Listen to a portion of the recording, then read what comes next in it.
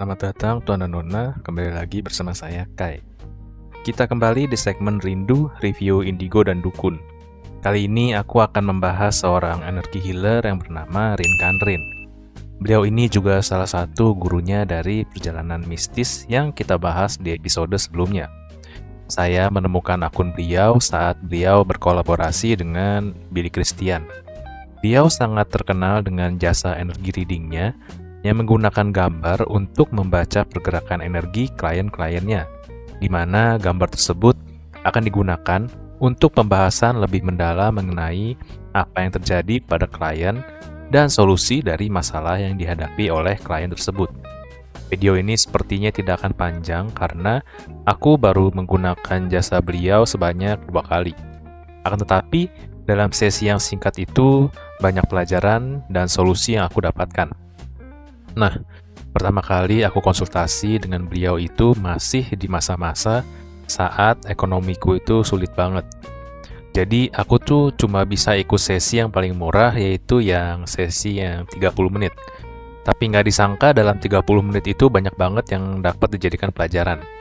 Karena sesi tersebut sangat singkat, jadi aku sudah menyiapkan cerita dan pertanyaan, jadi nanti tinggal di copy paste saat sesinya berlangsung. Kurang lebih ceritanya kalian udah tahu, tapi akan aku jelaskan lagi secara singkat di video ini. Di sesi tersebut, aku menceritakan panjang lebar mengenai latar belakang kenapa aku bernazar untuk menjadi pendeta, sampai ke kondisi keuanganku yang sangat sulit saat itu. Tentu saja pertanyaan yang kuberikan tidak jauh dari apa yang sebenarnya terjadi. Apakah aku harus menepati nazarku dan solusi untuk masalah keuanganku itu gimana? Nah, di sini hal yang paling menarik. Beliau bilang, percaya atau tidak, kalau kisahku ini sebenarnya sama dengan beliau. Ternyata, perjalanan hidup beliau hampir sama persis dengan perjalanan hidupku. Di mana dari muda, beliau juga suka menggambar, sampai suatu ketika, tertimpa masalah dan bernazar untuk menjadi pendeta. Dan akhirnya, beliau menjalani nazarnya. Bedanya di situ, di mana beliau langsung menjalaninya, sedangkan aku memilih untuk menjauh karena alasan yang sudah aku jelaskan di video-video sebelumnya. Wah, entah kebetulan atau bagaimana, di sini aku ngerasain banget yang namanya divine timing atau bahkan sebenarnya seluruh hidup aku tuh udah ada yang ngatur. Next, mungkin aku akan bahas mengenai blueprint Tuhan di hidup aku yang benar-benar luar biasa banget. Dan beliau juga bilang bahwa keluargaku kebanyakan adalah keturunan pendeta. Di sini sebenarnya aku sedikit nggak percaya ya, karena ayahku sendiri kan bukan pendeta, dan memang kakekku adalah seorang pendeta. Dan banyak banget gereja-gereja yang pendetanya itu pasti turun-temurun.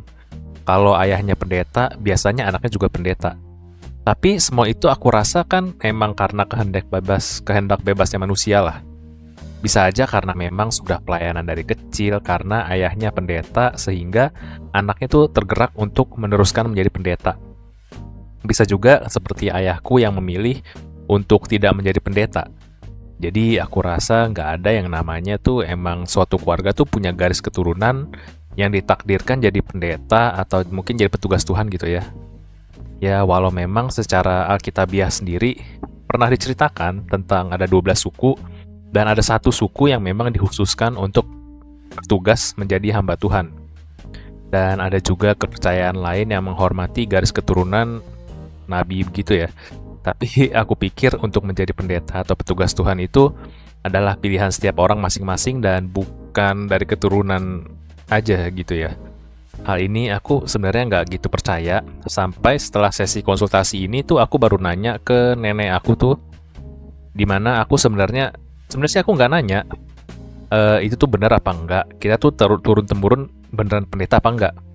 Sebenarnya aku cuma nanya begini, Nek, kenapa kakek memutuskan untuk menjadi pendeta? Sebenarnya aku manggilnya opa sih, tapi biar kalian lebih familiar aja ya dengan bahasa yang lebih umum. Dan nenekku malah menceritakan bahwa dia juga sebenarnya nggak tahu juga, tapi kalau dipikir-pikir mungkin karena papanya kakekku ini pendeta, kata nenek aku ya. Terus nenek aku juga bilang begini, Kai, kamu tahu nggak? Bukan cuma papanya kakek yang jadi pendeta. Even kakeknya kakekku sampai ayahnya lagi juga memilih untuk menjadi pendeta. Lah, Kaget dong. Apa yang dibilang Kak Rin Kanrin ini jangan-jangan benar ya? Tidak lama kemudian aku menceritakan kepada ayahku mengenai nazarku untuk menjadi pendeta. Dan beliau pun ternyata menceritakan sesuatu yang membuatku sedikit terkejut. Ayahku bilang, wah, Papa nggak jadi pendeta tapi malah akhirnya jatuh ke kamu ya? Aku bertanya dong, kenapa Papa bilang begitu? Beliau pun bercerita mengenai kisahnya yang sempat berpikir atau bahkan secara tidak sengaja berdoa dalam hatinya kepada Tuhan, di mana beliau tidak mau menjadi pendeta. Dan ya akhirnya beliau sekarang bekerja sebagai seorang insinyur.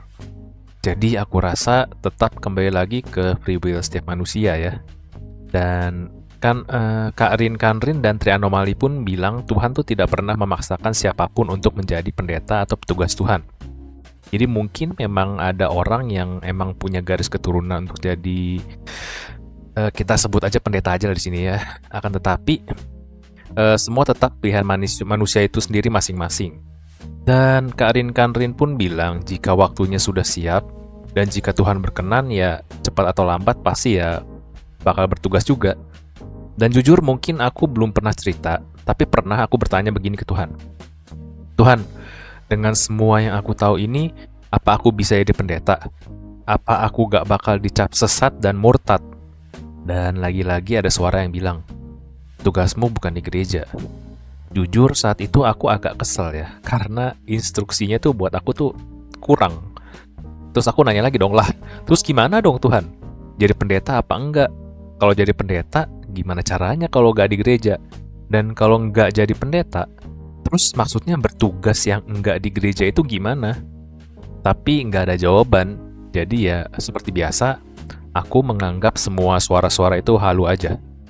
Dan sesi terus berlangsung di mana Kak Rin Kanrin mengajarkan meditasi untuk menyelaraskan hati dan pikiran.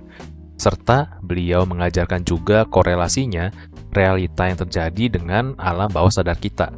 Serta kaitannya mengapa meditasi ini juga diperlukan untuk menyeimbangkan ketiga-tiganya, body, mind, and soul.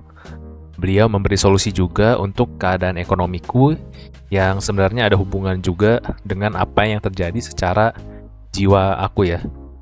Dan di akhir sesi dari seluruh rangkaian pertanyaan dan jawaban, beliau memberikan gambar energi yang menggambarkan kondisiku saat itu.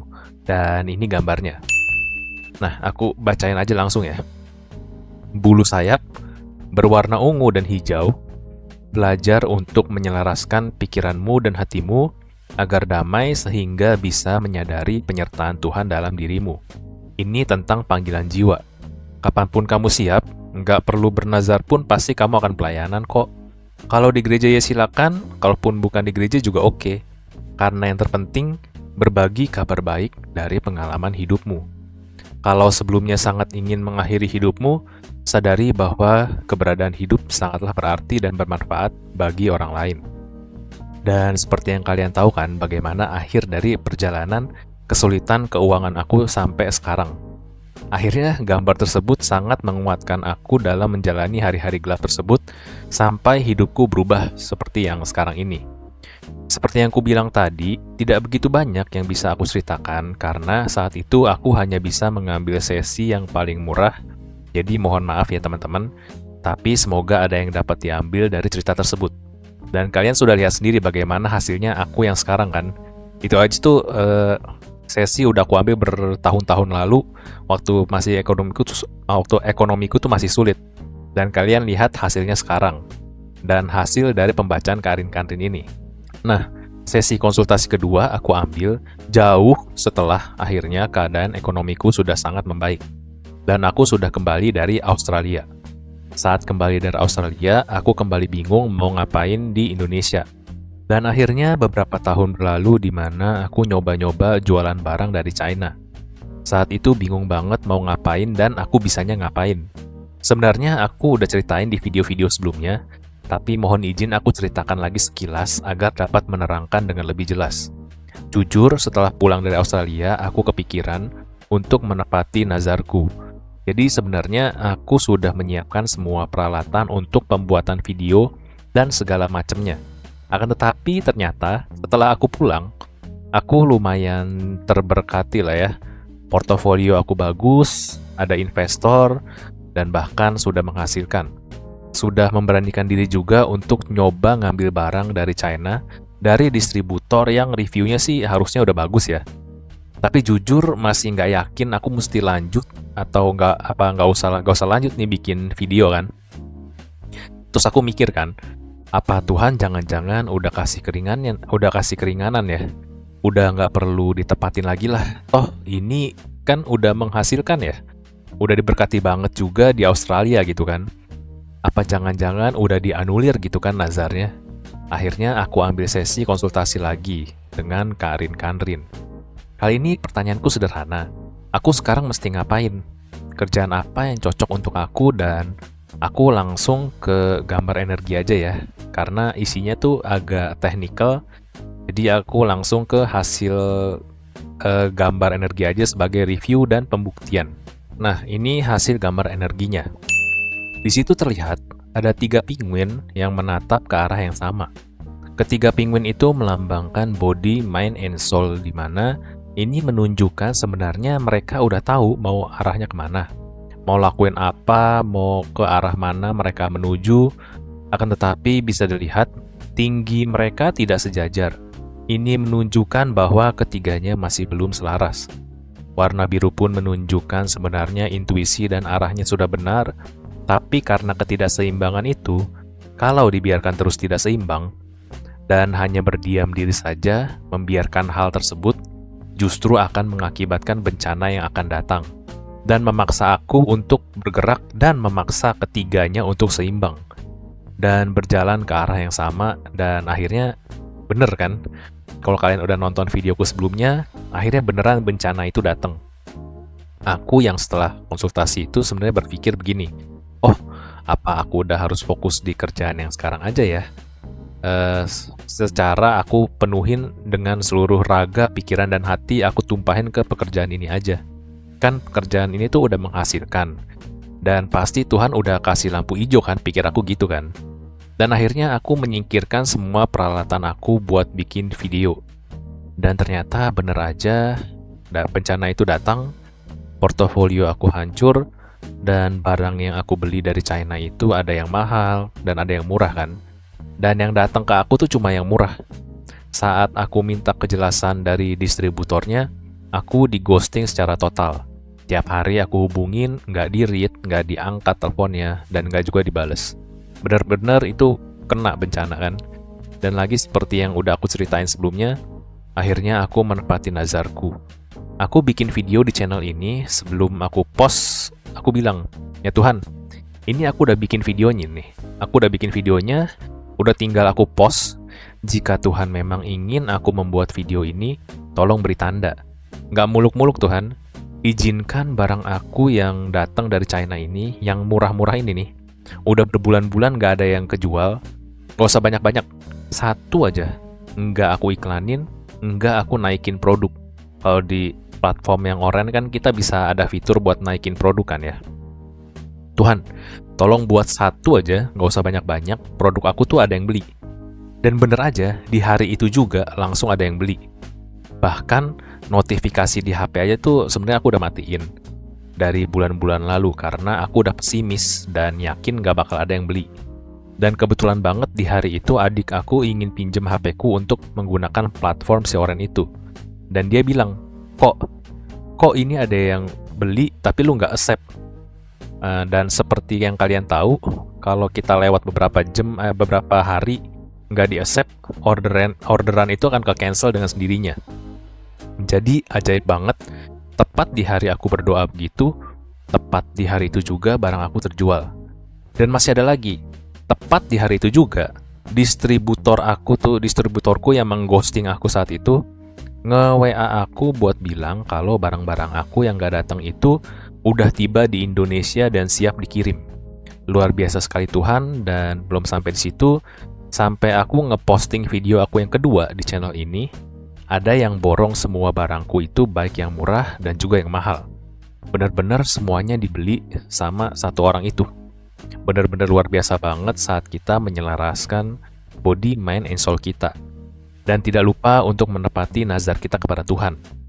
Jadi ya, dari kisah ini aku harap kita bisa berusaha menyadari apa yang diinginkan pikiran kita, apa yang dibutuhkan oleh hati kita, dan apa sinyal yang diberikan oleh tubuh kita. Dan jangan lupa juga jika kita sudah berjanji, berusahalah untuk ditepati. Niscaya Tuhan juga sama sekali tidak ingin mencelakakan kita, tapi justru semua untuk kebaikan kita. Dan semua kejelasan ini tentu terima kasih juga kepada Kak Rin Kanrin yang sudah membimbing dalam menyelaraskan hati, jiwa, dan pikiran. Dan diajari teknik meditasi dan macam-macam pengetahuan juga yang agar aku dapat lebih mengerti apa yang sebenarnya terjadi di dunia ini. Dan untuk konsultasi dengan beliau kembali, aku memberi bintang 5. Silakan kalian yang penasaran langsung aja gas ke akunnya beliau. Saya Sasakura Kai. Terima kasih sudah menonton video ini. Semoga setelah menonton video ini, langkah dan hati kalian menjadi lebih ringan dan sedikit cahaya kembali menyinari gelapnya hidup Anda. Terima kasih.